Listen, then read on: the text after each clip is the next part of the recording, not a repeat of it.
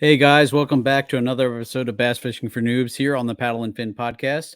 I'm your host Sean. Susie, my co-host, is actually having her girls' not tournament weekend, but the girls' fishing weekend that she does, where she has all of like the top female anglers from the United States kind of get together, and they have seminars, and you're really a great weekend of fishing. So I hope she's having fun there. I think she's traveling tonight to get that started this weekend. So we miss her and wish we'll welcome her back when she gets back, but I hope she has a good weekend. But tonight, flying solo again, and super happy to that I was able to get the guest that I reached out to this week on the show. First heard about him listening to Josh Tranko over on the Smalley Talk podcast, and Josh talked a lot about this guy's prowess. Right here on the Susquehanna, my kind of home waters as well. And this gentleman has, for those of you who are familiar with Smalley games, he's kind of, I think, mastered it at this point. You can safely say that because he's kind of, he did completed it last year, and he's completed it twice over this year already. And uh, so if that isn't a selling point for his skills, I don't know what is. But I'd like to welcome Randy Long to the show. Welcome, sir. Hey, Sean, thanks for having me. No problem, man. So, for the folks who might not have listened to Josh kind of speak your praises on the Smalley Talk podcast, or might not be familiar with you otherwise, just let the folks know who you are, kind of where you're from, and how you got into fishing. So my name is Randy Long. I'm from Pennsylvania. I kind of grew up on the Juniata River. I still live along the Juniata River. I fish it a lot, but that's kind of where I learned how to smallmouth fish. Then I've been branching out and fishing the Susquehanna more and more. I I'm guess. actually headed to the Juniata this weekend for our next kayak anglers tournament. So, Oh, really? Where are you guys? What are the boundaries for that? it's actually a joint event, so it's a huge chunk of the river. I think it goes from pretty much where it hits the Susky to I'm trying to think what the northernmost boundary is, but it's a huge section of the river because we're combining with the Laurel Highlands Club, and that's kind of their home area, I guess, and so they go pretty far up. So all I know is that the northernmost boundary is really far from me down here in South Central. Right. So, Yeah, the but Juniata is a pretty special river, really. Like it really has its times of the year where it really shines. Like especially in the springtime, like pre-spawn, it's exceptional. Um, I but got I my do, P there last year, 21 and a half. So I was happy. yeah, they don't get much bigger than that around here, on the Susquehanna either. So that's a big fish. And I still didn't win big bass on that tournament, though. I was like, "Are you kidding me?" I thought for sure I had it in the bag, and went back, and then somebody's like, "Nope, I got 22." I'm like, "Are you kidding me?" See, I've never caught a 22-inch fish, and I've caught 21 and 3/4. I've done that twice. That's the biggest smallmouth that I've caught. Nice. I caught a lot of 21 and a halves, but never a 22. So, Well, I only but caught one 21 and a half, so you're way ahead of me. I think I caught five or six this year, maybe 21 and a half. Wow. It's weird. I used to not keep track of stuff like that, but this one guy that I'm friends with, and I fish with on occasion, he keeps like a record of all that stuff. So I started doing it just as I see how many fish I catch over the course of a year and how many 20s and all that stuff. Yeah. Well, dude, just thinking about Smalley games in PA, you're, they kind of have that side thing going with the different states, and you're probably carrying Pennsylvania, I think. I'm not sure exactly what it is. I know Pennsylvania has like 53 smallmouth entered over 20 inches. I think like 40 of them are me, somewhere around there. That's crazy, Yeah. man. I think there's like five I caught prior to Smalley games as well. But yeah, I mean, I don't know. The river is like exceptional the last 2 years or so. Like it's definitely a lot of big fish. Yep, I am actually still looking for my 20 this year. I just caught a 1975 in the tournament I fished this last weekend. That gave me the win for my first ever win, so I was super pumped. But but yeah, I've caught at least 220s the last two years. I'm still kind of relatively new to this, but I'm still looking for my 20 for this year. So There's a lot of them out there, that's for sure. So Josh and his family was here last week, and I went out with his dad the one day, and I kind of pointed him in a direction of some place to try during the week. And I think I caught two 20-inch fish that day, and then I think everybody in his family caught a 21 while they were here. that's awesome. Yeah, and a 20 as well. So, Well, yeah, I was joking with my wife. I was like, I think I know where some of my tournament winning is going to go. I'm going to book a trip here with this guy I'm going to talk to. yeah. So, I mean, sometimes I think a lot of people think that I like just know where they're all at. Like I do catch a lot, but I put a lot of time in. So, right. No, and yeah, that shows. And I think that was one of the biggest things for me is just when I was on my search for 20s is that it didn't come until I started really putting time in on the water. I fish 2 times a week regularly at this point, and I know you fish way more than that probably, but I mean that's what got me to start finding them. So definitely makes the a more difference. you're out there, the more you kind of know what they're doing, and you can kind of keep tabs on where they're moving or what they're doing. It's definitely a huge deal being out there a lot. So I think this year I've like 135 days on the river so far, so I'm out there a lot. Yeah, yeah. But well, what got you started in fishing? I know I kind of interrupted you there. I apologize. So I mean, when I started out, I remember being like a small kid, like Gen X, like growing up back in the '80s, and parents kick you out of the house all day, and I'd be down there rolling over rocks in a Juniata. I actually like I remember as a young kid, I was like, this one guy told me he would buy as many stone cats as I could catch them. So I'd be down there catching stone cats and giving them a jar of stone cats like once a week, and he'd give me like $15. Um, then from there, I really back then it was a lot of like rock bass and like bluegills in the river. I really didn't get into smallmouth too much until like the late 1990s, maybe. I was introduced to that with a guy that I used to work with. And shortly after that, I bought a jet boat, and I think I'm like 3 or 4 jet boats in now. And yeah, I'm all in now. So there was a period where I kind of got away from it for a little bit, but I really got serious about it about probably like 5 or 6 years ago. And now I don't know. I want to be out there all the time now. I hear you. I hear you. And a jet boat is definitely on my wish list. Hopefully my listeners forgive me for that, getting away out of my small plastic boat that I'm been rocking for a while now. But it does seem like a lot of fun, and a lot of just being able to cover the water that you can and go in places where not a lot of other boats can't even go. For sure. I mean, kayaks let me do that now, but definitely not to kind of the extent and coverage that you get out of a jet boat. So I actually I was waiting for my jet boat, and I actually bought a kayak.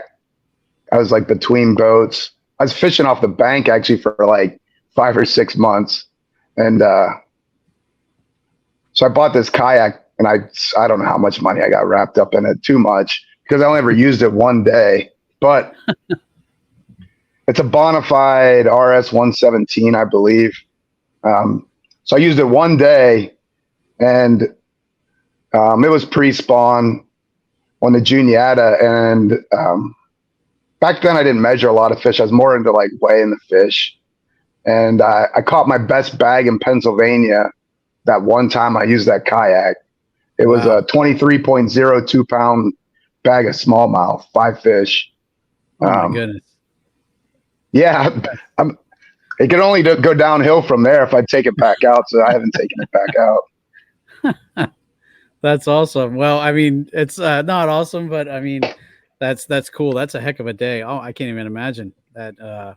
I wouldn't have wanted to get off the water at that point, but yeah, it was actually just a short float. And I mean, the fishing was, if I was like a skilled kayaker, it can actually That was literally the first time and only time I've ever been in one. Like, I was really struggling just paddling around, honestly. And I think actually caught 2 5-pound fish that day. And I would catch them, and they would pull me off the spot. And then I had to struggle to paddle back up there and anchor again. Um, but yeah, but the jet boat, yeah, I mean, I feel like I can definitely, if the bite isn't happening where I'm at or anything like that, I can definitely move and maybe try to figure something out. No, and that's one of the things that I wanted to really kind of pick your brain about, just because, you know, when we talk about the Susquehanna and the Juniata to some extent, they are such large rivers that, for someone just looking to get started fishing them, it can be almost overwhelming, like where to even start. And then once you're on the water, how do you even start trying to locate fish? And obviously, we've been fishing it for a while, and we have our in our minds now kind of where we go, and where we start. But if someone was coming to the Susquehanna or the Juniata for the first time, where would you tell them to start? How would you break down water? Let's dive into that a little bit. What when you first hit the water, what are you looking for? What are you and I know we talked a little bit of pre-show about it, but how it differs from season to season. So let's for right now, let's just say we're talking summer to fall transition, like kind of right where we're at right now. So, I mean, the first thing I do is the first thing even before I go to the river is I'm always looking at those river gauges. I mean, a lot of that is going to determine what you're going to do before you even get to the river. Um, because over time, like if you really pay attention to those river gauges, you kind of get an idea of what the fish are going to be doing just based off of where that's at. Um, so like here through like the last month or so, the river's actually been fairly high for this time of year. Um, and there's been some stain to it. I mean, I think it's actually been pretty easy to fish compared to that low clear stuff where you got to be a lot sneakier. But so yeah, and then we had a couple like high events here recently, like the last 2 weeks. Excuse me.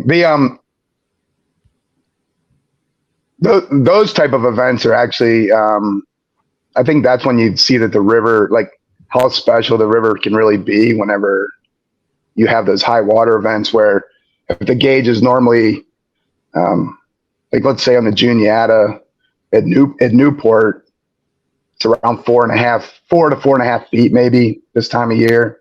And then you get a rise and you get up around like 6 feet, 6.5 feet. The fish really get focused into really predictable places, and they're easy to catch good fish and numbers as well. But other than that, like the gauge, so I kind of have an idea of where I think what the fish might be doing whenever I get to the river. And then a lot of it after that is based on the water clarity, what kind of baits I want to throw and stuff like that.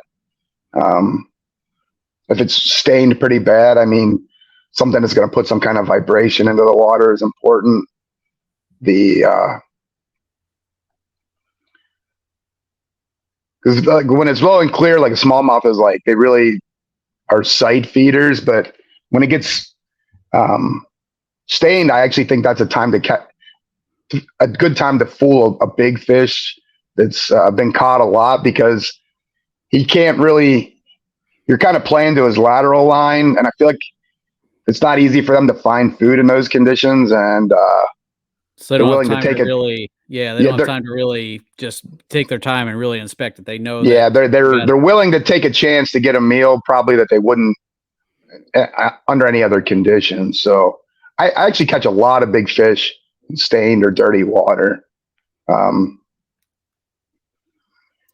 and but go ahead. I was going to say, and that would be those kind of conditions are where being in a kayak versus a jet can probably be a big difference, because there's times when we see rises that I look at the gauge and I'm like, I don't know that I can even paddle that. Whereas in a boat, you have a little bit more ability to navigate those kind of flows. Um, but but yeah, no, that I could definitely see where that would make it easy. We've talked about on the show a little bit before about, in those high water conditions, the kind of spots you look for, because obviously, they don't want to be in the super super fast stuff, right? They're kind of looking to get someplace where they can stay without having to expend all their energy just trying to stay in, Right. but And still have and that close by, right?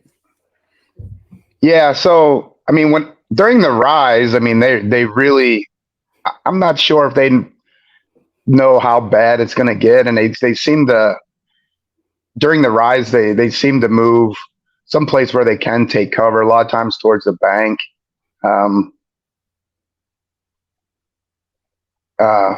kind of lost track where I was going with that, but the yeah, so they kind of like, if they're out in the current, they're not going to last long there. They're just going to keep getting pushed down the river. Um, I think sometimes, a lot of times, whenever they take cover like that, if you find an area that has a lot of fish in it and you're catching them, almost feel you can start over on that and fish it again, because there's fish that are constantly taking shelter from that current and moving into spots like that as well.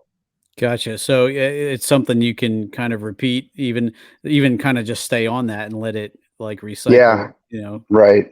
Gotcha, gotcha, okay.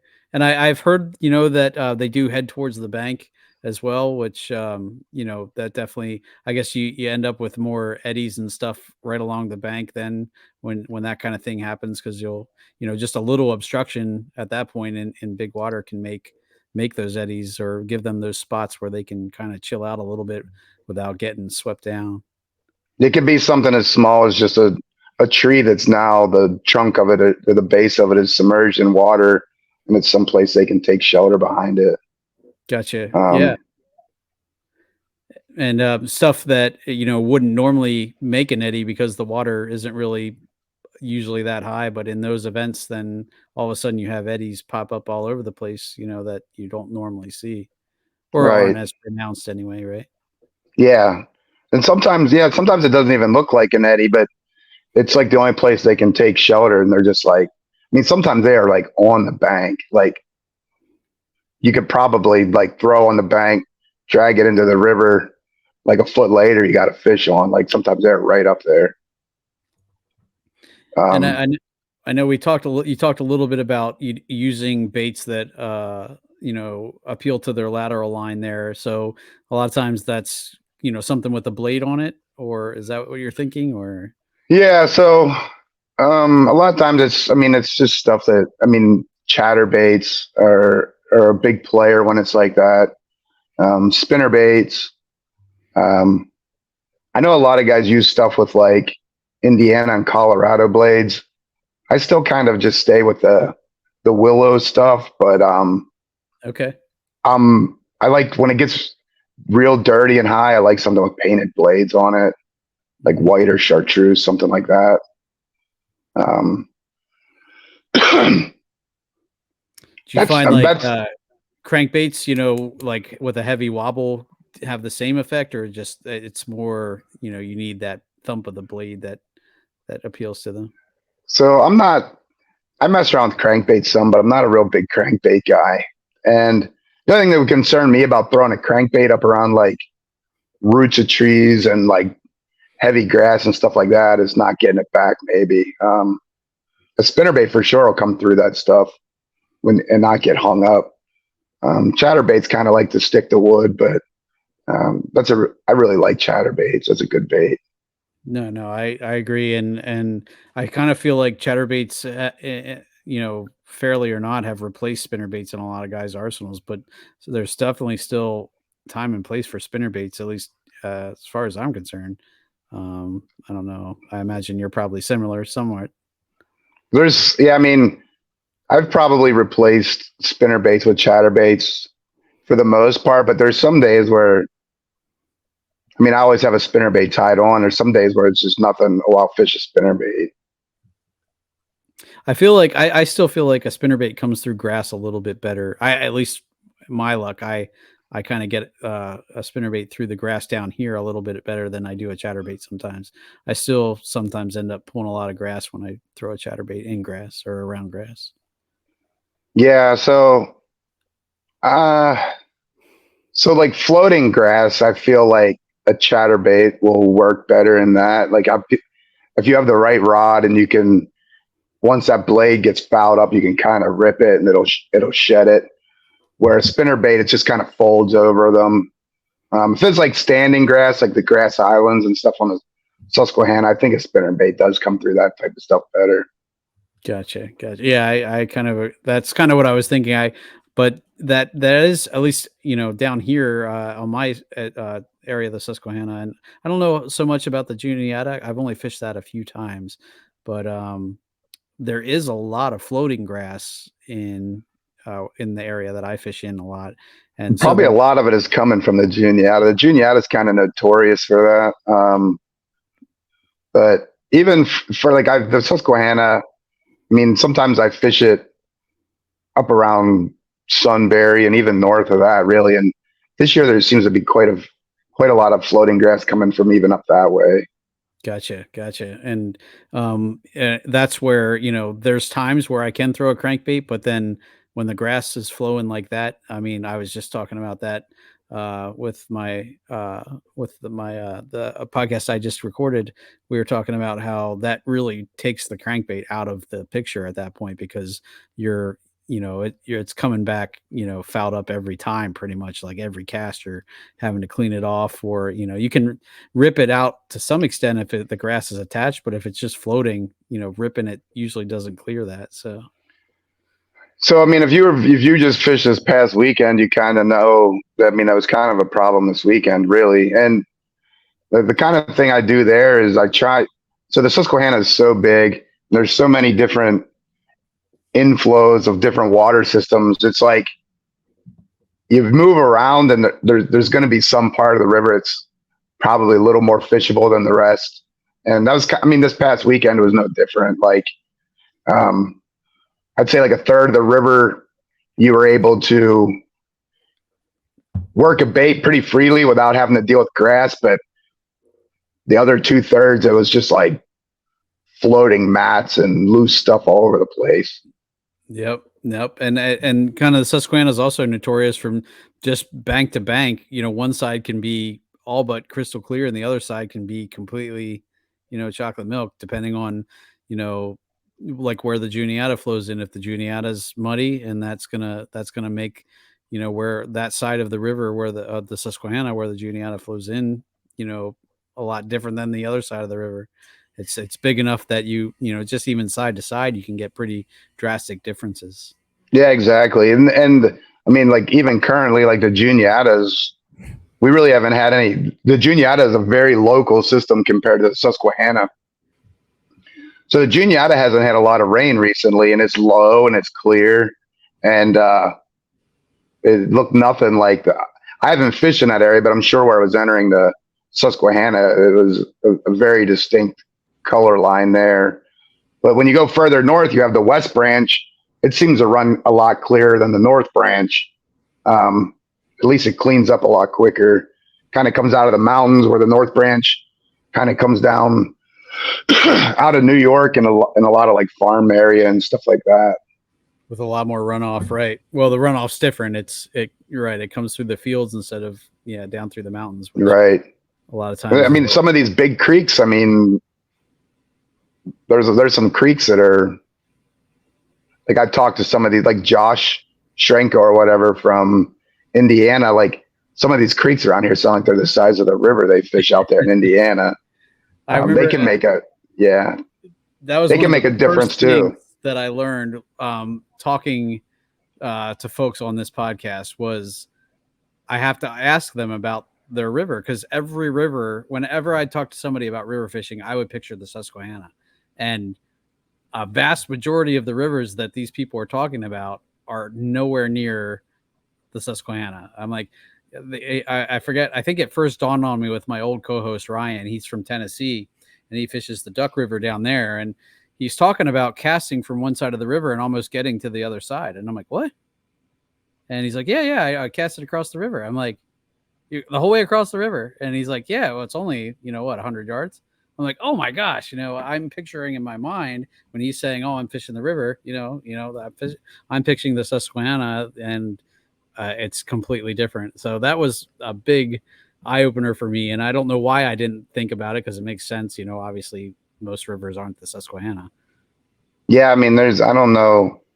I don't fish a lot of other rivers. Like I do kind of go up and fish the St. Lawrence like once a year. I'll go up there like a couple of days and fish with a guide. Um, but it's nothing like this. It's just deep. It's a totally different fishery as far as the way you fish it. Right. And I feel like we're so spoiled having this river in our backyard, or these river system. And I mean, it's 15 minutes away from me. And it's funny, I have lakes by me that I go to occasionally, but I'm like, why would I not go to the river, especially when it's so close? And it's almost predictable that I know at least I'm going to catch something. Right.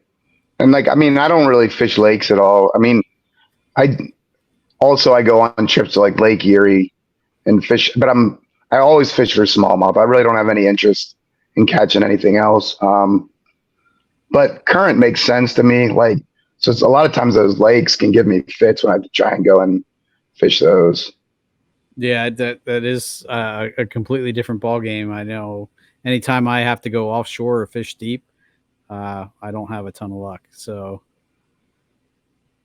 I'm getting better at it, but I mean, I don't know how much Lake Erie would relate to like Raystown or something like that. Yeah. The lakes differ whether they're highland reservoirs versus there's so many different types of lakes too that they don't all fish the same either, for sure. So back to kind of locating fish. Do you focus on different areas of the water column too? Like obviously in the summer, or there's times where top water, is really probably the most fun and maybe the best thing to throw. Like especially on the Susquehanna, like you talk about like the mayfly hatch and stuff like that. A top water popper. I've had some of the best days of my life fishing. But then there's definitely times where a popper is not going to catch you next to anything. Right. I know I've had days, there's some days where you can kind of get away with throwing top water all day. But for me, I'll try it in the morning. I'll do it in the evening.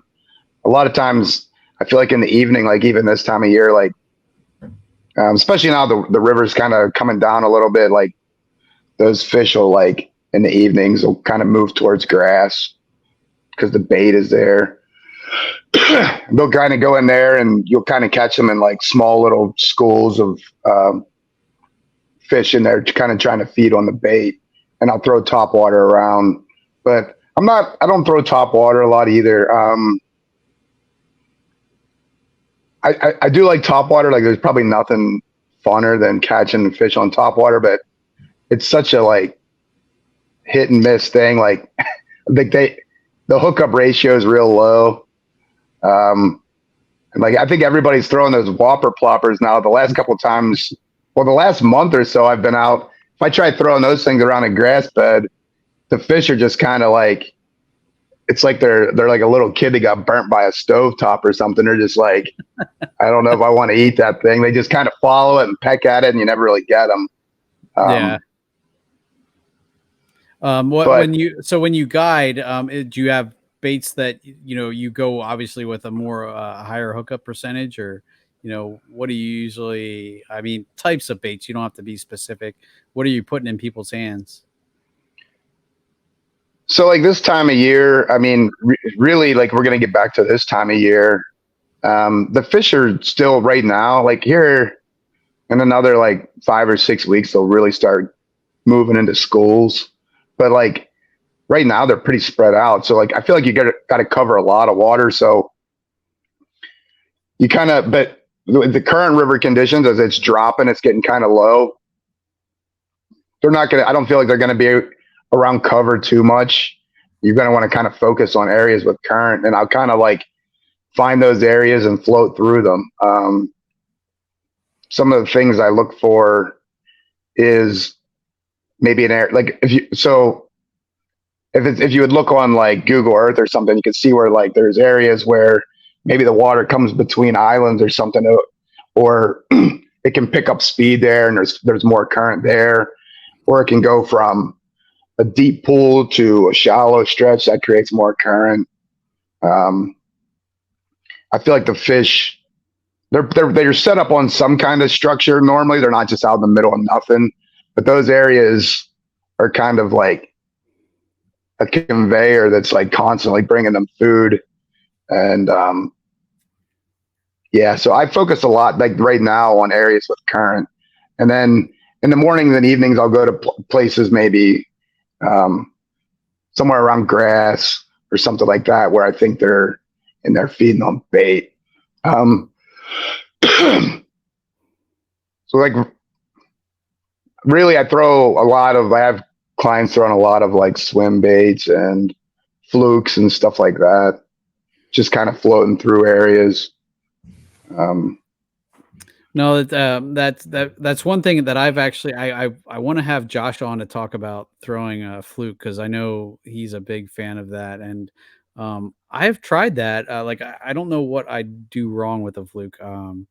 I just don't have a lot of luck. Of the only time I've ever had, even somewhat repeated success on it is throwing it over top of that grass, like where it's just not quite up to the surface, but I know, I can throw the fluke and just kind of pop it through there. Is that I don't even know how else to throw a fluke. Yeah, I mean, there's a lot of different ways to rig it. I'm probably rigging it different maybe than the way you would like kind of conventionally rig one. I don't know. I'm not sure how much I want to get into that. That's fine. Nope, that's good. Nope. You got to have your secrets, man. So I completely understand that. So, are you still using it as like a soft plastic jerkbait? You're still pop, that kind of thing. Yeah, I'm still working at like a soft plastic jerkbait. I'm just probably rigging it different. Okay.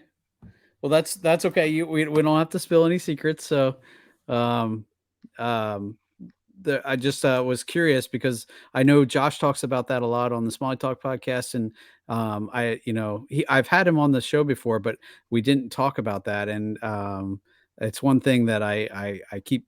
It's in the back of my mind that I want to have him back on to actually, talk a little bit about that, not spill any of his secrets either, but just I'd love to do a show specifically on fishing the fluke, because I know there's a billion different ways to rig it.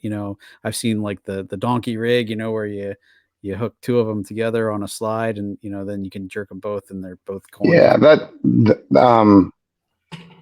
really works well in the fall here too when they start grouping up. You can get a lot of doubles that way. As long as you're rigging it right and you're not. I was just talking to Josh about that the other day. I'm not sure he was rigging that exactly the same way I would. He was just getting tangled up a lot, it sounded like. But yeah, you can do the donkey rig. I know a lot of people just like hook them like kind of with the EWG. Like they probably come through the grass pretty easy like that. Yeah, yeah, and like I talking to like the Susquehanna Fish and Tackle guys, that's what they had recommended. I had asked them when I first started, I was like, "What? How the heck do I fish that grass? I know there's bass in that grass. I can't find anything that comes through it clean." And that was what they told me is, take a fluke, rig it weedless. They actually said use a worm hook, because it's just a little shallower. The bend of the hook doesn't stick out as much, and that's pretty much how I was have been fishing it. And just like I said, cast it over top of the grass and kind of just work it back, not letting it get down in the grass, because then you end up ripping it out, or it doesn't always come back clean. But 9 times out of 10, if you just pop it over the grass, that's how I've had success. But I know there's different ways of doing it. That's probably the best way to get it through in that scenario. A lot of the ways I'm using it is in like open water. Like I'm not really using it around grass that much. Gotcha. Yeah, it's something we could talk about after the show, maybe. Yeah. Yeah, no worries. Or maybe if I come on a trip with you, we'll see that. Yeah, because it's But yeah, definitely a player even through the fall because it won't be long and the fish will like they'll be totally switching from looking for crayfish all the time to only bait fish here soon. So well, I was gonna mention that too. I know I the tournament I fished this last weekend. You mentioned about finding current and finding areas with, faster current, and that is kind of exactly what I started doing to actually find fish this weekend because I was fishing. I like to fish the ledges and the rocks, and I was fishing with a Ned rig, picking up dink after dink after dink, and I was like, "Man, I got to do something to bump up my size."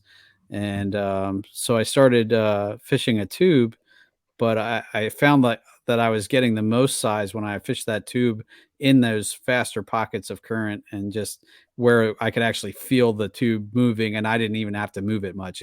The current was doing all the work, and it was just getting slammed by, and I was able to kind of cull some of my smaller fish out using that tactic because the tube was. Whereas the Ned rig was getting blown through that area, the tube had a little enough extra little weight that it was moving more naturally through that. But it definitely they were not in the stagnant water. They were definitely in the kind of moving, or at least somewhat adjacent to that. If I could find a seam right on that faster moving water where it was really fast, and then right to the right of it or left of it, it was just moving at a moderate pace. I could cast in that moderate pace and just let it kind of bop down through there, and it was getting hit pretty good. well, like Thursday, Friday was like kind of during the rise, and then it came up super fast. And a lot of times when it comes up real fast like that, it comes down real fast. And as soon as that starts dropping, those fish start sliding back out into the river. And so this weekend, I mean, I was kind of targeting the same type of stuff. I really wasn't fishing like hard structure or anything like that. I was just out in the current catching them. Gotcha, gotcha. And I know. So we talked a little bit about different. Well, you said about swim baits and stuff. At what point do you go to like more of the bottom thing, like what you would think of more naturally as a crawl bait, like a tube or a jig or anything like that?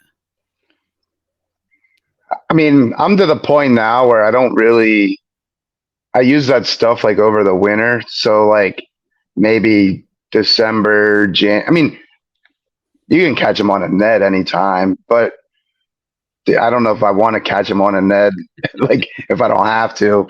The I hear you. I hear you. but definitely in the over the winter, I use that stuff a lot. Like December, January, February, it plays a lot. But I don't. If you don't have to use it, I don't use it. No, I hear Um, you. I usually that's usually, after I've tried a couple of other things and I'm not catching anything, I'll switch to the Ned just because I know I can at least catch something. It's a lot of times it's not big, although I have caught, some pretty good sized fish on the Ned rig. It does tend to catch a lot of dakes too, just by nature of the size of the bait and everything. so the biggest fish that I've caught this year was actually on a Ned, and it was over the winter. It was back in January, and it's actually the heaviest fish I've ever caught in Pennsylvania. It was on a Ned rig. Gotcha. Um, yeah, it's 5.5 pounds smallmouth. Wow. I got to start weighing my fish because I don't have a clue of how any of my big fish weigh. I just know the length. Us kayak anglers tend to focus more on the length than the weight. But Yeah, that fish was 21.5 inches. It was 5.5 pounds. But I've caught fish that were 19.5 inches and were over 5 pounds as well. yeah, Um, no, those are the ones where you lay them. When I lay them on my measuring board and it's hanging over both the top and the bottom. It's those are those special Susky smallies. They have like football shoulders. right. I think a lot of people think that anything that's over that if you don't weigh a lot of fish, um, they think anything that's over like 20 inches is a 5 pound fish, but rarely are 20-inch fish 5 pounds, honestly, around here. Right. High threes, low fours. It really has to be like the spring or the fall or the winter to catch those when they're like at their heaviest. Right, when they're really feeding up and super chunky. Yeah. Because you figure they spend their life on a conveyor belt, so they're not necessarily built like a largemouth in a lake would be, where they're just hanging around all day eating and getting fat. They're working for their food pretty much constantly, so that's going to keep you on the slimmer end probably. Right. So I think I caught 2 20-inch fish on Saturday. One I think was like 4.27, and the other one was I think just over 4. Like, I mean, right around 4 pounds. They were both 20 and a quarter inch fish. A lot of people be like, "Oh, I caught a 5 pounder," but so back to me keeping records on all the fish that I catch. Last night when I was out, I've caught now my 4,600th smallmouth this year, and I've caught 6 that were over 5 pounds this year. That's it. Wow. So they're not everywhere. Right. So in that 4,600, like, how many is that? All size, or did you have a bottom size for that? Is it 12 inch? Nah, that's everything. Yeah, I mean, if they're 9 inches, that's part of it. I mean, okay. I count them I all. do the same thing. I every fish I catch, I take a picture of, and I have a log that I keep. It came from, I started doing that back when the original co-host I had with this show, Ryan, him and I had a bet to see who could catch the most fish in a year. So ever since that, we had that bet going, and that was probably 2 years ago. We did it for a year, and ever since then, I take a picture of every single fish I catch. Yeah, I count. I take a picture if it's a bluegill or a catfish or anything I catch. I take a picture of, just so I have a record of what I caught. Well, I only keep track of smallmouth, and I don't take pictures of all of them. I have a baseball counter, a clicker. Yep. Yeah, I keep it in my pocket. I know a bunch of people who have those, so I definitely will have to invest in one of those, because I don't need a million pictures of 9-inch smallmouth on my phone. Yeah, right. It makes it tough to find the good pictures when I'm like flipping through.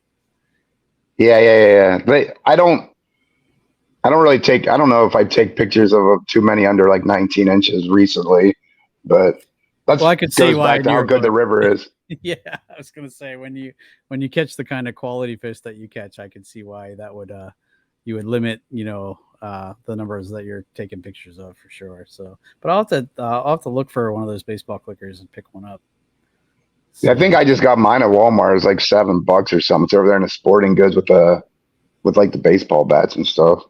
Yeah, that's definitely a good idea. So, well, all right, man. Well, that's a ton of good info. Again, anything else you would say to someone who's maybe not like us? They don't live right here next to the Susky or the Juniata. If they're coming from afar, they the Susquehanna is their bucket list destination. Any other tips or things you could think of you would tell them to start with, or where to anything you would point them in the direction of to kind of get success just starting out? I don't know. Like, I think the Juniata is probably, that's a little easier place to fish. The Susquehanna, sometimes the fish is small. A lot of times the fish is big, and sometimes the Susquehanna can like humble you. I know, like, some of these guys, they come here and they see the pictures of all the big fish people catch here, and they come here and they're like, "Man, I was here 2 days and caught 5 15-inch smallmouth." Like, so I don't know really what the secret is. I'm not really sure how to. It's like you said, it's time on the water. Yeah, it's time on the river, really.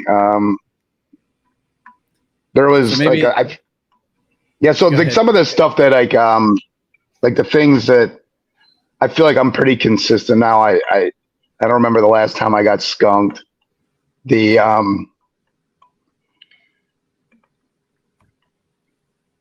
I had something and I just dropped it there. No, no worries, no worries.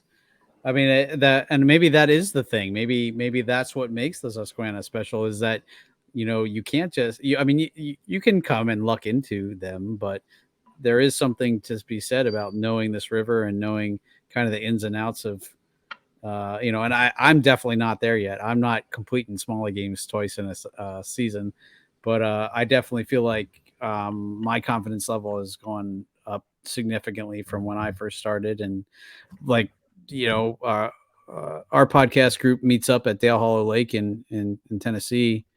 And I went down there thinking that I was going to take all the stuff from the Susky and catch fish like crazy down there. And it totally humbled me down there. I'm like, I cannot catch anything down here. And That's a complete, yeah. I mean, that's what works here. I mean, I don't know. I could take what works here, and if it was a similar fishery, maybe it would work. Maybe it wouldn't.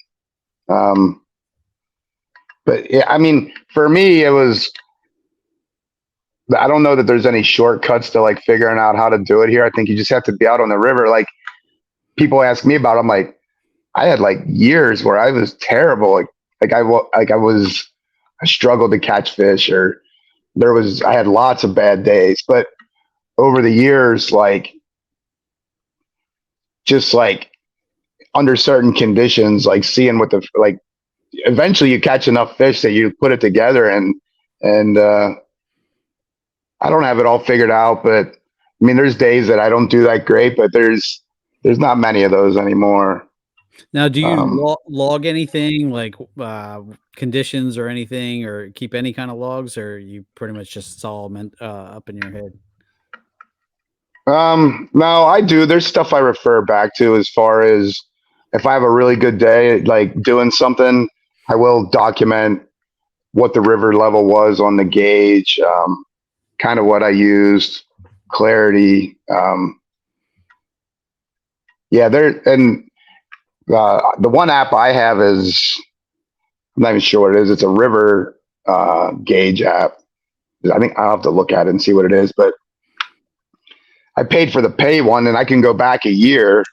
So like if I look on my log and be like, oh, I caught 140 fish this day, and I can go back to that time last year, and I can look at the level that it was like that particular time. Helps me remember because there's sometimes where like the river's real low and it's kind of iffy getting around, and like sometimes if I don't fish an area for a long time, I can be like, I can go back and look on my log, then I can look it up on the river gauge, and I'm like, oh yeah, I can still get in there.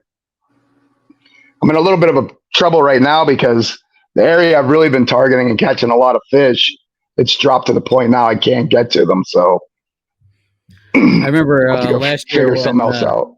when the Hobie BOS came and I fished that, and that was some of the lowest I've ever seen sections of this river. Even I think I fished the Juniata twice last year, and from the first time I fished it earlier in the season to where it was when we had our tournament there, it was completely different. There was parts where like I have a Hobie kayak, and I pedal a lot, and I can only pedal in a foot or more, and there was parts that I had to paddle in the fall that I didn't have to in the summer, and it was just almost like a completely different fishery from when I had fished it earlier in the year. Yeah, last summer, by the end of the summer, I mean, really even into like early November, if I remember, it stayed super low. Mhm. I found kind of something special last fall, and not a lot of people were really willing to run to it. And it was kind of cool. It was like me and a couple kayakers. Like I'd run the jet boat through some really sketchy stuff, but there was some huge schools of fish. And I know the one guy, yeah, he's like, hey, can you tell me how to get down there? I'm like, hey, I'm not trying to like ruin my experience to help you get on there and catch all the fish that I found. But yeah, it was. I remember. I know it was in the early November. It was still super super low. Yeah, no, and that's the one thing as a kayaker that scares me, because I know a lot of the places I go, I don't have to worry about most boats, but the jet guys can go pretty much where I can go. So that's the only thing that scares me is I'm going to be sitting around a corner sometime thinking I'm safe, and then I'm just going to get mowed over sometime. But I don't know. That's like a kind of a sour thing with me, and it's not. I've like smashed some boats up a little bit because I don't want to be the guy that's buzzing guys in kayaks and stuff like that, especially because I see a lot of little kids in them and stuff like that. Like, I mean, technically, I think you guys have the right of way because you're non-powered. So I've had a couple instances where I've run into areas where I knew there wasn't much water and it didn't work out too good for me. And like that's just life, though, right? yeah, it is, but it gets expensive sometimes too. Like I think this last one was like $6,000 bill for me, I think. Whew. I remember talking to But one of the other jet boat guys that I interviewed on here, and he was like, "Well, I usually end up getting welded at least a couple times a season." I was like, "Oh my goodness." yeah, I don't. So my boat now has UHMW on the bottom. I imagine if I hit hard enough, it'd probably just knock it part of it off. I don't know, and I'd have to get it repaired. But I've I've had a lot of welding done on previous boats. Gotcha. But those things are kind of it's it's all or nothing. Like you can't really run in between. That's when you really bust them up. When you run wide open, you get up on top of the water and you can kind of get around. But if you're going like half speed, you're hitting stuff. So Gotcha. Yeah, I'm sure there's a whole different learning experience to learning to run one of those around and do it well. You know what I mean? right. So, all right, man. Well, I mean, we're getting on close to an hour here, so I appreciate all that awesome information. Wanted to give you a chance to shout out where folks can find you. Also, you talk a little bit about your guide service. I know you just kind of kicked that off, or you're getting into that. Yeah, what's that all? How's that been going? And how can folks kind of look you up? As far as the guiding, um, I'm just I've joined Joe Raymond has Susquehanna Smallmouth Guides. He's inquired with me previously about running trips for him and stuff. And I finally got around to doing it now. So that's really where you would book a trip is you would go to SusquehannaSmallmouthGuides.com. I think you can contact him through there and then he would schedule it. As far as social media, really the only thing I post a lot on as far as fishing is on Instagram, and it's just Randy_long_. I put all my fishing stuff on there. Not really sponsored by anybody or anything like that. Okay. I guess if anything, I would give like Josh and his Achigan guys a shout out. Like I've got to fish with those guys a couple of times, and they're really passionate about smallmouth, and I like what they're doing over there. So yeah, definitely. We've had Josh on the show, like I said before, and I got to meet him last year at the Hobie event, and he was a cool guy, and definitely look forward to get to spend time with him again. And like I said, I want to pick his brain about fluke fishing because I know. Yeah, he's the guy to talk to about fluke fishing. I don't know if you saw my most recent post when I was out with them. He came up with this. I'm not like a real competitive guy. Maybe when I was younger, but we were launching the other day, and I was fishing with his dad, and he was fishing with his brother. And he's like, "Hey, we're gonna do like this competition, and you got to get a 12-inch, a 13, a 14, a 15, a 16, 17, 18, and 19. They all got to have pictures on the board, and then